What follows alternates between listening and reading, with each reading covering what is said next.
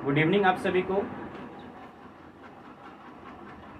बहुत दिन के बाद आज हमने सीटेड वालों के लिए यह वीडियो बनाया और उसमें भी कोशिश किया कि 6 से 8 तक में जिनका सामाजिक विज्ञान का विषय है ये उनके लिए है।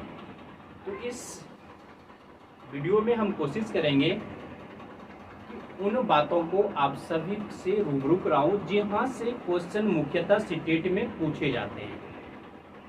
तो आज हम लोग जानने का कोशिश करेंगे शिक्षण शास्त्र से संबंधित जितने भी प्रश्न होते हैं उनके बारे में जानेंगे और धीरे धीरे इसका क्रमबद्ध तरीका चलता रहेगा। तो सबसे पहले हम लोग ये कोशिश करेंगे कि शिक्षण शास्त्र कहते किसको, शिक्षण शास्त्र बोले या फिर शिक्षा शास्त्र बोले, दोनों एक ही बात है।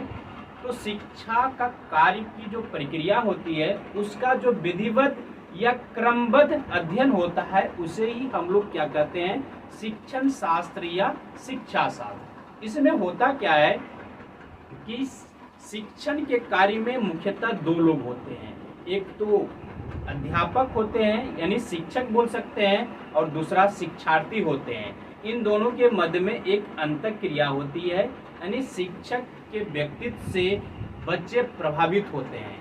तो इसमें कहने का तात्पर्य है इसमें अच्छी कौशल शैली का होना आवश्यक है। शिक्षण क्रिया के शुभारंभ से पहले शिक्षक को चाहिए कि अच्छी कौशल क्रिया उनके पास होनी चाहिए और मुख्यतः मुख्य बिंदुओं पर हम फोकस करेंगे, उतनी डीप में जाने की आवश्यकता नहीं है। मुख्यतः हम लोग आज समझने वाले हैं सामाजिक अध्ययन या सामाजिक विज्ञान को। सामाजिक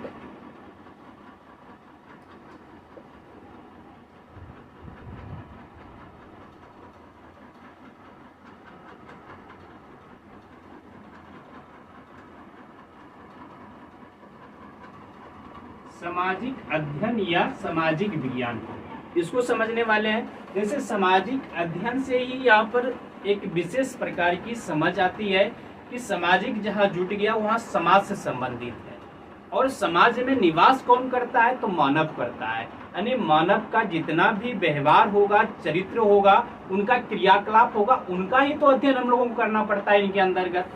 तो इसका मुख्य बिंदु क्या होता है कि सामाजिक विज्ञान या अध्ययन का मुख्य बिंदु होता है मानव और समाज, ये दो मुख्य बिंदु होता है। हम लोग सबसे पहले इसे लिखने का प्रयास करते हैं। सामाजिक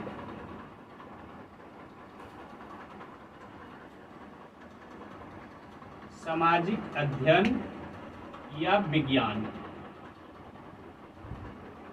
सामाजिक अध्ययन या विज्ञान का मुख्य बिंदु होता है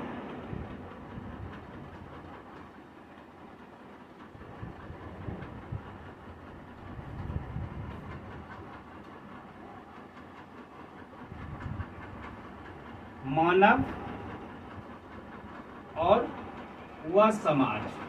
मानव और वह समाज सामाजिक अध्ययन या विज्ञान का मुख्य बिंदु होता है मानव और वह समाज जहां निवास करता है, जहां निवास करता है या रहता है, जहां निवास करता है, जहां निवास करता है।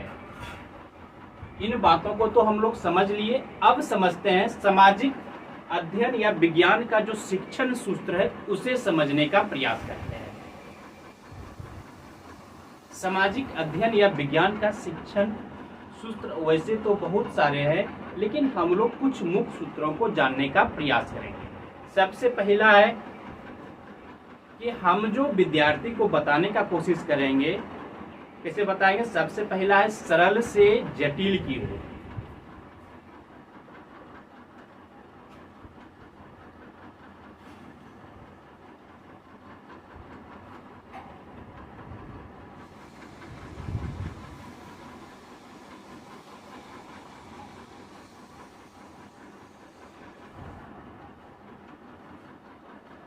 शिक्षण सूत्र है सामाजिक विज्ञान या अध्ययन का। सबसे पहला है क्या, सरल से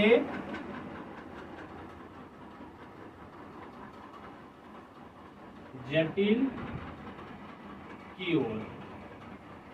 इसमें होता क्या है कि जब हम किसी भी छात्र को शिक्षा दे रहे होते हैं तो उन क्रम में हमें यह ध्यान रखनी चाहिए कि विद्यार्थी को सबसे पहले हम आसान सवाल दें, उसके बाद धीरे धीरे उसका स्टैंडर्ड को हाई करते जाएं। इससे क्या होगा, उनका मानसिकता बना रहेगा इसमें और रुचि भी बनी रहेगी।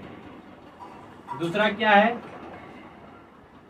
ज्ञात से अज्ञात की ओर, ज्ञात से अज्ञात की ओर।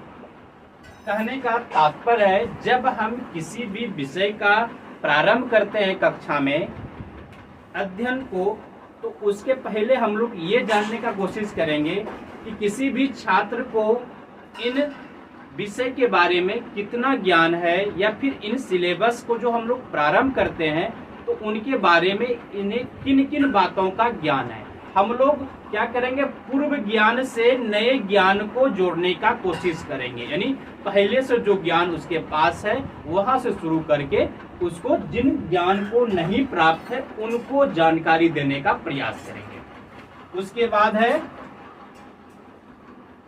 विशिष्ट से, उसके बाद है विशिष्ट से सामान्य की ओर, विशिष्ट से सामान्य की ओर। किसी भी विषय को या सिलेबस को शुरू करने से पहले हम लोग क्या करेंगे कि उस चैप्टर से जिन जिन मुख्य विशेष बात को, उन विशेष बात को छात्र को पहले बताया जाना चाहिए। उसके तत्पश्चात जो है ये समान बातों को बताया जाना चाहिए। उसके बाद है मनोवैज्ञानिक, मनोवैज्ञानिक से तर्कात्मक की ओर,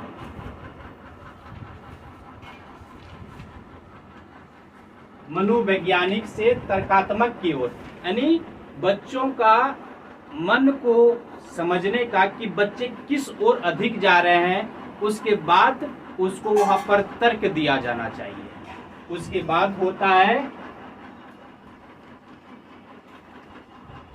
विश्लेषण से